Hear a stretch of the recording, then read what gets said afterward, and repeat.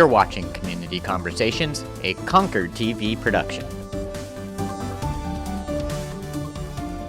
Hi there, and welcome to another episode of Community Conversations. I am Michael Mara. I'm the IT Director and City Liaison for Concord TV, meaning I do a lot of interactions with the government in the city of Concord. And if you've been driving down Main Street recently, you've probably noticed a big banner asking folks to weatherize Concord. And so we thought it would be a great idea to talk a little bit about this effort, what it means, what it is, how you can participate. So I've got several great guests with us today. I've got City Councilor Rob Werner. I've got from Unitil, Ben Stephenson. From the Belknap-Merrimack Community Action Program, I've got Christopher Vought and Dana Nute from Resilient Buildings Group. And I guess I'll just start out with Councilor Werner. What is Weatherize Concord, and how did this idea get started? Well, you know, it kind of grows out of our overall energy goals for the city of Concord. You might recall that a couple of years ago, the City Council adopted a goal of 100% renewable energy by 2030, transportation and thermal energy, heating and cooling by 2050. Now, one of the most important things we can do is to improve energy efficiency in our built environment, residential and commercial, because the unit of energy that is not used is really the least expensive. That's really important. And this Weatherize Concord campaign and effort fits right into that overall large goal. So the program was officially kicked off a couple of days ago on March 16th and run through the end of the year. And the goal is to at least double the number of commercial properties that are weatherized. Typically about 40 or so properties are weatherized in Concord in the calendar year. So we want to, again, at least double that. And it's really important that we provide that opportunity for people to help them save money, help them play a part in defeating climate change and making a strong effort there and a contribution there. It has certainly an effect on health, air quality, home comfort, and it's just a really good way to get people involved and to make a real difference for people, particularly people that are the most vulnerable in our society in terms of the resources they have, because they are putting an increasing amount of their own resources into energy. And if we can help those people in particular and those residents, that's really providing a service as well. So overall, it's an effort to continue our goals and in a very practical and real way. That's excellent. So what really is weatherization? So, you know, we a lot of us know a lot about clean energy and things like that, but weatherization might be a concept that isn't familiar to people. Well, I think, you know, either Ben or Dana, who are very skilled and have a long experience in weatherization programs and energy efficiency, I'd invite them to sort of answer that question. I think they'd be very equipped to do that. So. Excellent. Dana, mute. Dana, you're on mute, so I'll take the question. So weatherization is really, each home is sort of unique. And so you need to have a certified energy auditor come into the house and really play detective on what that house needs. It could be that the home is well insulated, but has a lot of air sealing issues that need to happen. So the auditor is going to identify where that needs to happen. A lot of times with the blower door, a unique tool that kind of depressurizes the house and finds air all throughout the home. Or it could be a case of an older home that the walls never got insulated. So Chris's, Belknap-Merrimack program, Dana, we all utilize certified energy auditors that are really detectives on what each home needs. and they go in and they sort of diagnose the house. The weatherization is, meeting those needs. So if a home needs insulation and air sealing, in the basement, in the attic, in the walls, that's what they're really looking for. Excellent. And Dana, did you have anything that you kind of wanted to add to that?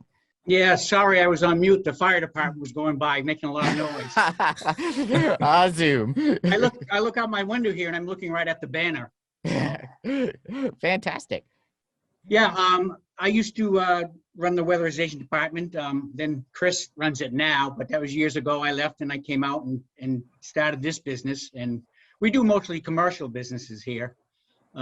We do a lot of multifamilies. And we always used New Hampshire Saves and Concord here, of course, Liberty and Unitil. For instance, we just helped upgrade a building for Concord for the homeless, and both Ben's program and Liberty's, we gave them over $75,000 in rebates and incentives right here in Concord. I mean, that's just an example where we do a lot of businesses here in Concord, and I have 2 employees right now that have been calling all around for the last month about Weatherize Concord to let commercial buildings, commercial owners know what we can do, and the utilities help pay for these audits, and then we can help them, reduce their energy use, mostly through the weatherization portion of the buildings, and also the lighting, and as Ben's very good at, refrigerators. Fantastic. And I guess since you've got some experience being out there, what are some of the most common issues that you see in homes in the Concord area or businesses in the Concord area? Where are they most often being energy inefficient?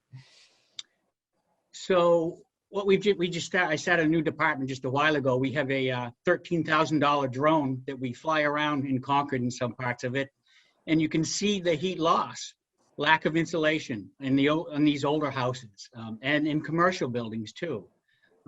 Air leakage, that's the low-hanging fruit as far as an envelope measure goes. Bad windows, just air leakage in general. So that's really like I say, the insulation is very important. It's these older houses, some of them insulated with newspapers 100 years ago. So. Yeah, I remember my grandparents actually had horsehair and newspaper as far as their walls were concerned. So, one thing I would say certainly in a lot of the older buildings is that our vulnerable populations are most affected by this. So, Chris, could you talk a little bit about how a program like this can really help out some of our most vulnerable population? To start off, to get into the weatherization program through the nonprofit, we have there's 70 different programs our agency offered, and 2 of those programs are the fuel and electric assistance programs. Those are benefit programs that help the low-income community better afford their energy costs on fuel and electricity, primarily for heating and cooling. And if they're qualified for those programs and active in them, that automatically makes them eligible for the weatherization program. So once all the ball's rolling with those 2 programs, then we get their contact information, and the client expresses whether they're interested in having us come out and do an energy audit on their homes. And as Dana and Ben both said, we primarily focus on the existing insulation levels, air sealing opportunities. We even go as far into the heating and domestic hot water systems to, if you have a 25-year-old atmospherically vented boiler, chances are you're not getting much higher than 80 to 85% efficiency on that. So we tend to look at, instead of, replacing bits and pieces on it, we go ahead and get funding for a whole new system. And that could be, a high efficiency system, even as high as, say, 96% efficient on that, which also helps to save money. And with pairing that with weatherization and air sealing measures, it just compounds that savings together. and it really provides so much additional comfort to the at-risk population in their homes. Because again, we do have some of the oldest housing stock in the entire country, in this part of our country. Just, you know, I mean, there's 100-year-old homes. We've been in 200-year-old homes, and even stretching beyond that, for that matter. And again, some of them don't even have horsehair and newspaper. They just have timber. We've had empty walls, empty attics, and just so much opportunity. And the way the technologies come, we have, you know, the series of diagnostic testing equipment that helps us identify all these weak points in the home. And once we get in there and we start pulling things apart and we assign a work order to the contractors and they button everything up, we do our diagnostic testing again at the end of the project. And the comparison between our pre-weatherization numbers and our post-weatherization numbers gives us an idea of how much we've impacted that home. And with our energy models, then we can estimate what the potential savings will be, you know, going forward into the savings to investment ratios to figure out how beneficial it is. And it's all estimates, but they do come out fairly close. And I can honestly say that we've never performed weatherization on a home that didn't have some sort of savings or comfort impact. It always works. That's fantastic. So we certainly can understand why this would be important to a consumer, whether a vulnerable consumer or just your average regular commercial consumer. But Ben, could you explain, why is this important to a company like Unitil? Why are they so interested? You know, in most markets, it always seems like, you know, the more you sell, the better it is. But why is Unitil interested in something like this? That's actually a really great question. We get that all the time, because you're absolutely right. You know, if we're reducing somebody's energy, people don't quite understand why an electric company would want to reduce somebody's electric usage. So we collect something called the service benefit charge on everybody's bill. And that service benefit charge goes directly into these energy efficiency programs. And it's monitored by the Public Utilities Commission. Essentially what it boils down to is we don't want to build new electric plants. It's really costly, and expanding the grid is really costly. So to Rob's earlier point, you know, the kilowatt that's saved, or in Liberty's case, the natural gas therm that's saved, is the cheapest one to come up with. So if we can lower everybody's energy usage, then we don't have to build new electric plants. And that's really the investment that we're trying to offset. So that's what the service benefit charge is all about. And that's why we look to, you know, fund these programs. And, you know, Chris does an amazing job blending a bunch of different funding sources. So there's national funding sources, there's Unitil and Liberty funding sources for this, but that's why the utilities choose to get into this role. Fantastic. And then then I would add that the partnership between the city, our Energy and Environment Advisory Committee, and the two utilities, Liberty and Unitil, are really essential to this program working, and how you leverage those resources. So we're very appreciative of the partnership and the way that this is going to work this year. And for those that don't know, Liberty does the natural gas in the city, and Unitil does all of the electricity in the city. So those are the two regulated utilities that are overseen by the Public Utilities Commission in the city of Concord and the surrounding areas. Excellent, excellent. So if I'm an average consumer of electricity, what's my first step to get in on this program? Learn a little bit more, even beyond what we've got here, and then maybe register to see if somebody can come out and take a look.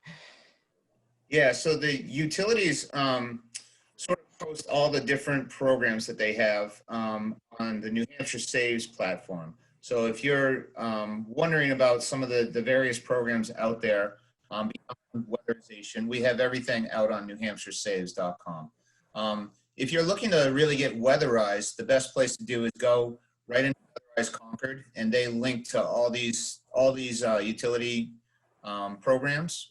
And Weatherize Concord will bring you right into how to weatherize my home. You're going to need a couple of pieces of information if you're not in one of the low-income programs that Chris runs, and you're just a traditional homeowner. You're going to go through the Home Performance with Energy Star program. Sorry, I'm jumping around a little bit, but I just wanted to mention that. So if you're going to go into the Home Performance with Energy Star program, you're going to need your fuel usage for the past 2 years and the square footage of your home. You're going to go into our little tool where you enter those two things, and it'll say, yes, you qualify, or no, you're already doing great. Your home's energy efficient. We're going to weatherize somebody's home that's got a higher energy usage than yours. So that's the home heating index tool that's on NH Saves. Excellent. That's great. And Chris, is there, if I think I might qualify for some sort of grants or something like that, is there a process or things that I should know about to look at some of the programs that are administered through the community action? Well, there's 5 community action agencies in the state, and Belknap-Merrimack just happens to serve the Concord area and 38 towns and cities in Belknap and Merrimack counties. We do have a website. We have 6 different area centers strategically placed around Belknap and Merrimack counties. But if you go to the Weatherize Concord website, there is a link to the community action program of Belknap and Merrimack counties right in there, which can be clicked, or you can go right to the website, which is www.bm-cap.org. And that brings and you can see an overview of all 70 programs that the agency offers. So it may be fuel or electric assistance that someone might be interested in for weatherization purposes. It could be Meals on Wheels. It could be a number of different things. And it's really kind of one-stop shopping if someone feels like they may be able to qualify for some of these programs. But getting onto the website, there's the phone numbers for the area center that's closest to where someone might live. They would just call that phone number and they say they inquire as to what they're interested in, and then they can be walked through it step by step. None of the programs have any cost to any of our clients. Everything, including weatherization, we could potentially put $20,000 worth of weatherization measures and improvements into a home, including some health and safety items, and it's not going to cost the client a dime. It's all funded 100% through several different funding sources, including the utilities, the Department of Energy, the Building Weatherization Program, which is actually the leftover LIHEAP money that comes into the state. Once someone is enrolled in the fuel and electric assistance, then they can reach out further if they're interested in weatherization, and that's when we can determine their energy usage. We pull the data from the utilities on their energy usage, and then we prioritize which clients are seen first. Clients with children under 6 years old, clients with elderly in the home or disabled in the home, and high energy users we focus on first. And heating system emergencies in the heating season. And then one of the biggest struggles on that note for us is there's a very select few people that are in our skilled trade. I'm a certified energy auditor, a building analyst, and a building envelope professional, and I have staff on hand that are as well, and so do the other community action agencies, but there really isn't a huge workforce of people that are qualified to do this. There isn't a huge workforce in qualified contractors either. So we have overwhelming funding. We're never going to run out of money to fund these homes. And we're never going to run out of homes to make a difference in, but we are running out of qualified people to administer these programs and implement them, which that's one of our biggest struggles that we have right now. Biggest thing is to get the word out there and just to get people in the door. That way we can serve as many people as possible. That's right. And people would go to you mentioned the website. So it's weatherizeconcord.org is the site to go to. And yeah, I mean, that is a big issue in terms of the workforce. So the resources are there. There are a lot of resources available. And, you know, we hope in the future that there'll be even more resources available in terms of funding. But really, we're somewhat constrained in what we can do because of the capacity of the system to actually go out and do the work. And, you know, if we got that more aligned with all the resources, then we'd be a lot better off. So that's something I think we need to pay attention to and try to invest more in. Would you kind of agree with that too, Dana, being in that industry as well? Oh yeah, we steal contractors from each other all the time, don't we, Chris? We do. I'm on a couple of committees, and that's what we're trying to do is workforce development. We really need it. We're lacking. So.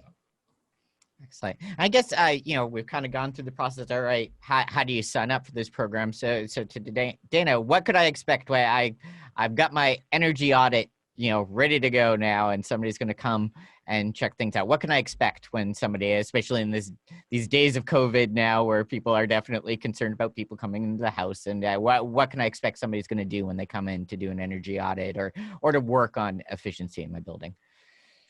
Well, because we're working with New Hampshire Saves programs, we have special COVID procedures that we have to follow. Like I've done some multifamilies, and yeah, people are very nervous, but you know, we have to suit up, mask up, gloves, everything. So it's a very strict thing, but it's safe. And hopefully we don't have to do it too much longer. Hopefully not. And Councilor Werner, I guess we'll kind of bring back to you. Why make such an ambitious goal, really, you know, going from 40 to 80 houses, and why is this so important to the city of Concord? Well, I mean, we want to be ambitious, and you know, our goal is to double it up to 80, but we certainly would like to do more. And of course, if we have the opportunity to do that, we're gonna push for that. So we want to do as much as we can to help our residents save money and have their properties become more efficient. And again, you know, in terms of the health aspect, that's important. The overall effort about how this fits into a clean energy economy and combating climate change and reducing emissions and reducing demand from electric utilities and electric use and natural gas use, energy use in total. That's all part of the picture and all fits together in terms of the overall goals here.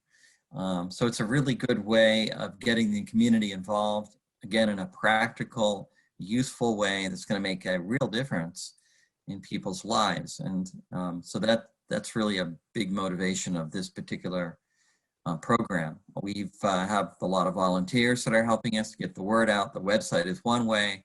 And, you know, you mentioned that we've been operating in this COVID world over the last year. We do hope that over the spring and summer, we'll be able to get out more in the community to promote this program.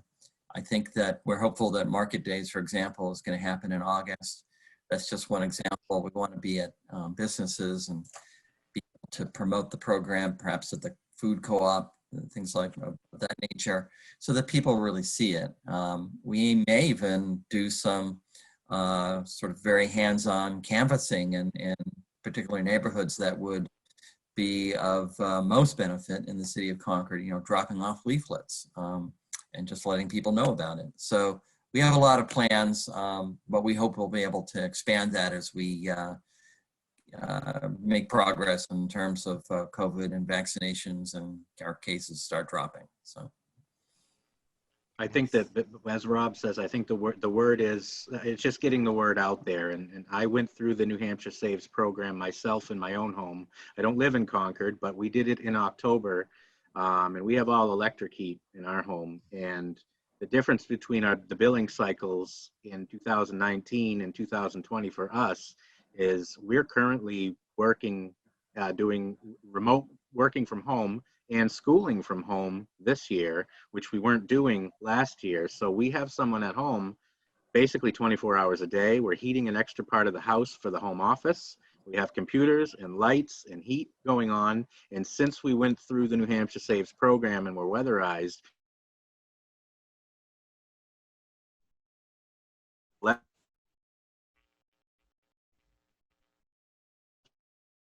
kilowatt hour using more electricity or utilizing more electric appliances, and we're actually using less electricity this year than we did last year just from the results of the program. So as many testimonials as we can get out there to say that it actually works, I think that will spark a lot of interest. Yeah, I think it's important to understand the level of funding that's in the state now as well. We used to call these programs the best kept secret in New Hampshire because the funding was not in comparison to states around us, like Massachusetts really has always had high funding levels. We didn't have that in the past, so it wasn't really one of those programs that was promoted heavily, which is why I think you've seen 20 to 30 homes a year in Concord. Our funding levels have come up extremely high, as Dana can probably attest. I'm always asking them to spend more money for us, but it has really exploded over the past 2 to 3 years, and the funding levels are going up and up and up. So I think really promoting these programs and getting people to know that they're out there is the key here. And that's what I'm really excited for Weatherize Concord to be doing, is bringing these programs to the forefront and letting people know they exist, because there is plenty of money out there. As Chris said, we're not going to run out of homes to weatherize, and we're not going to run out of funding. So we've got to let people know about this. Mm-hmm. Fantastic. So what's that website one more time, Councilor Werner? weatherizeconcord.org. Excellent. Weatherizeconcord.org. Well, this sounds like a fantastic program. Hopefully we get at a minimum those 80 houses weatherized this year and go for even bigger numbers in the years ahead.